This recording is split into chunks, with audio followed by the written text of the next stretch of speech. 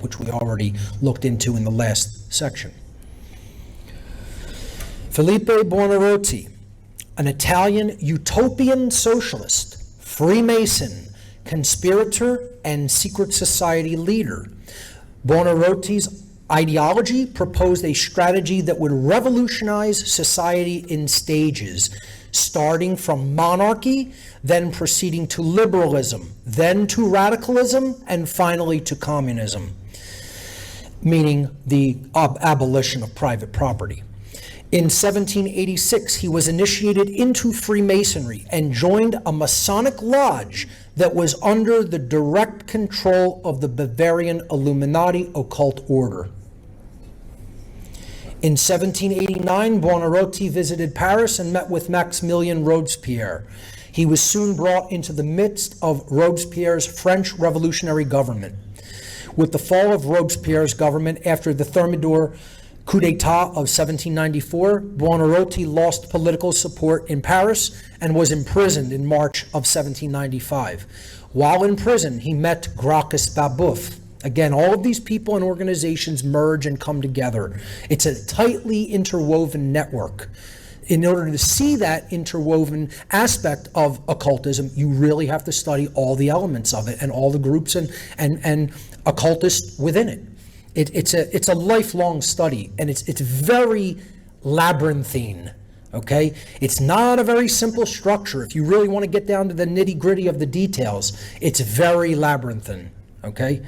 So you have to be prepared for that. While in prison, he met Gracchus Babeuf, another ambitious radical. Upon their release in October 1795, they formed a secret society called the Society of the Pantheon. When the society was suppressed by French police in February 1796, its most committed members formed a revolutionary secret society called the Conspiracy of Equals. Following the Conspiracy of Equals' failed coup d'etat during the French Revolution, Buonarroti was imprisoned again until 1806. While in prison, he became a member of another secret society, the Philadelphs, which we already talked about.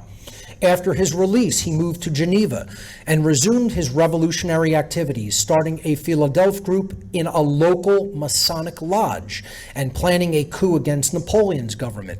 In 1808, he organized the Sublime Perfect Masters. Now, keep in mind that name, because we're going to talk about another organization that had the concept of being perfect in their original name.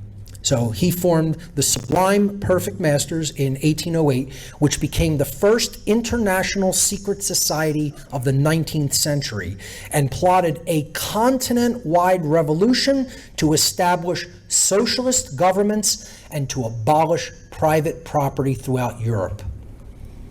Okay, one of the most important foundational occultic revolutionaries of his time, and again, paving the way for both the French Revolution and eventually the Bolshevik Revolution. Buonarroti was driven out of Switzerland and went to Brussels, where he relaunched the Sublime Perfect Masters as Le Monde, or the world.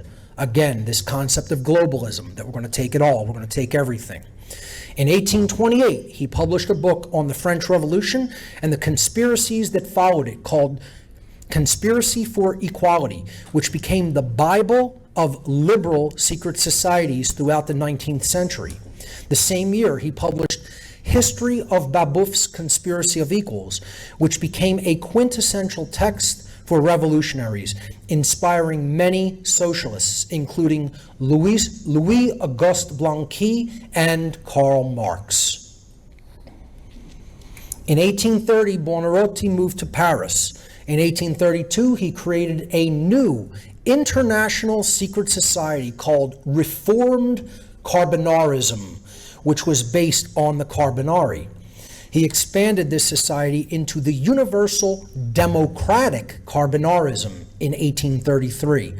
Buonarroti died in Paris in 1837.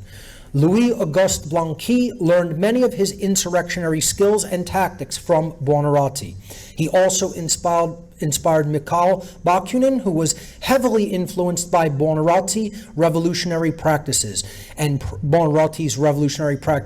praised him as the greatest conspirator of his age, Bakunin said. His